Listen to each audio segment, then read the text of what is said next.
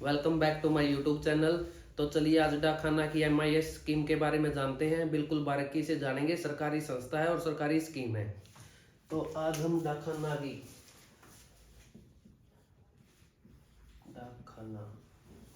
MIS। सबसे ज्यादा interest rate है मार्केट में MIS का। HDFC, ICI, SBI, Punjab national bank, सभी FD, कोई भी FD कराएं उसका इंटरेस्ट रेट इससे कम पड़ता है। आपको बिल्कुल बारीकी से बताया जाएगा। चलिए हमने लैक करके चलते हैं राज नाम से। इसने 1 लाख रुपए की MIS करवा दी। MIS का रेट चल रहा है 7.4%, जो फिलहाल चला हुआ है। इसमें इसके 7400 रुपए पर ईयर का इंटरेस्ट हो गया, ब्याज हो गया। इसे यदि मंथली देखें तो 616 पॉइंट समथिंग हो जाएगा एक महीने का। ठीक है। अब आपको प्राइवेट संस्था के बारे में बताते हैं, उनका इंटरेस्ट रेट क्या चला हुआ है। तो देखिए HDFC,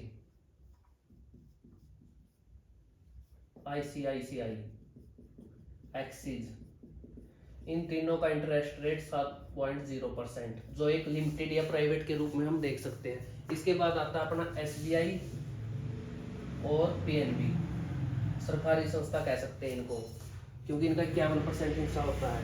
इसका इंटरेस्ट रेट चला हुआ है 6.50। इसके बाद आता है अपना केनरा बैंक, जिसको भी सरकारी संस्था के अंदर माना जाता है। केनरा बैंक का इंटरेस्ट रेट चला हुआ है 6.70%।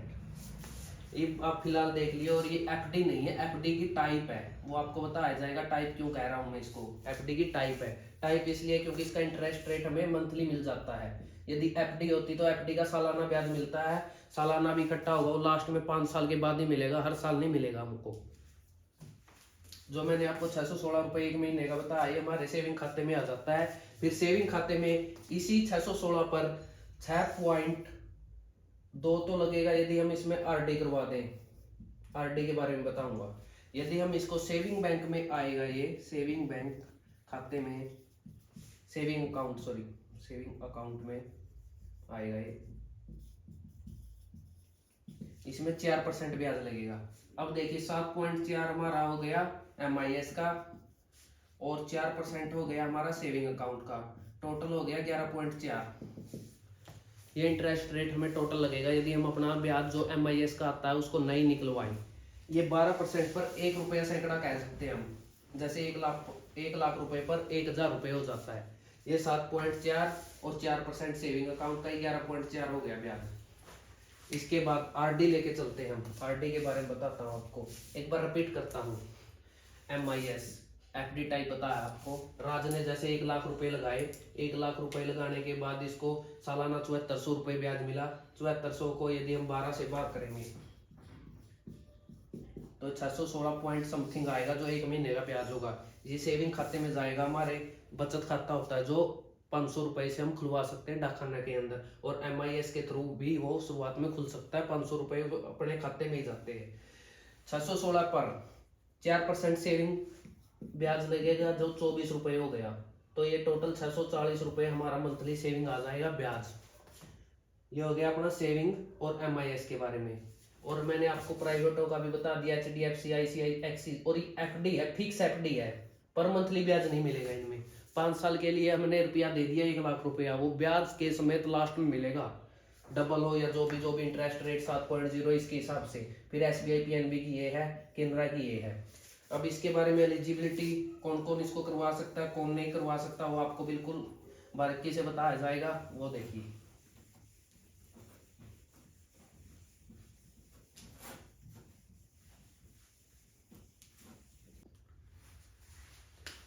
तो देखिए दोस्तों, मैंने आपको ब्याज के बारे में बताया है। एक बार ब्रीफली बिल्कुल आसान तरीके से दोबारा मैं ब्याज के बारे में बता रहा हूँ, किस तरीके से आपको 1 रुपये सैकड़े से ज्यादा ब्याज पड़ेगा हमारा सरकारी संस्था से।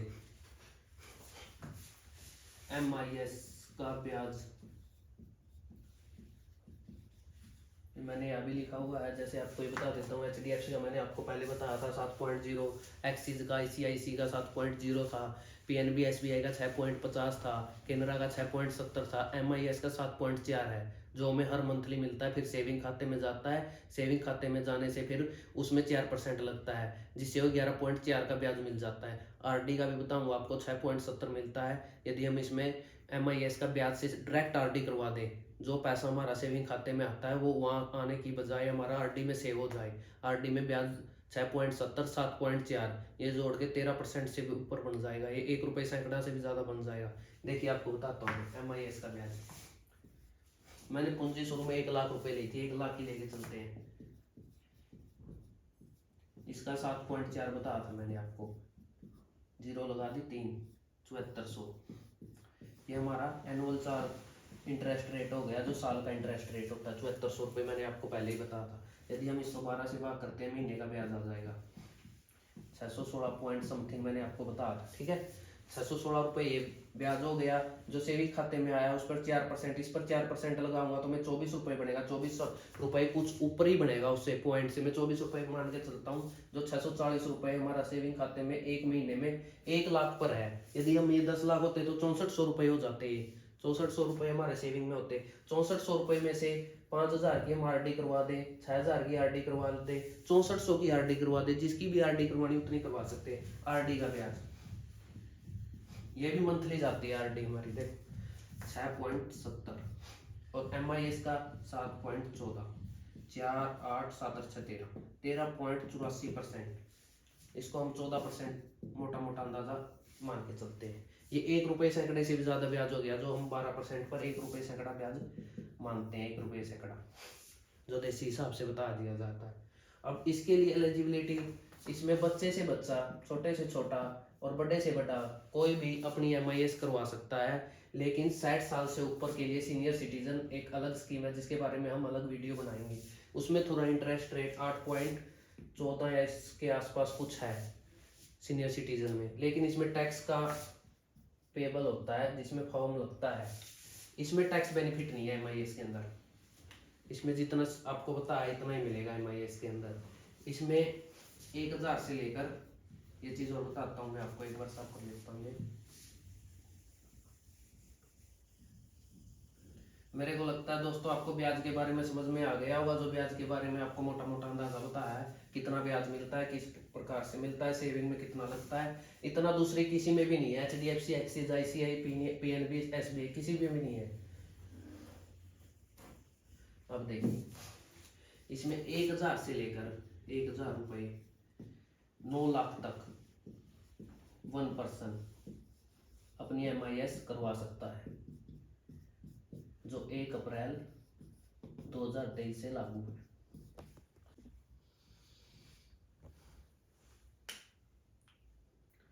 ₹1000 से लेकर 9 लाख रुपए तक एक पर्सन MIS करवा सकता है। और जॉइंट हो सकती है 15 लाख तक की। पहले 9 लाख वाली 4.5 लाख तक ही होती थी, अब ये 9 लाख कर दी है। ठीक है, 9 लाख तक की करवा सकते हैं। 4.5 लाख में हमारा ब्याज मंथली 2700 समथिंग कुछ आता है। ठीक है, इसमें यदि हमने इसमें 5 लाख रुपए दे दिए, MIS में हमने 5 लाख रुपए दे दिए 3 साल से पहले, यदि हमको 5 लाख रुपए चाहिए 3 साल से पहले, MIS होती है 5 साल के लिए। 3 साल से पहले हमें 5 लाख रुपए,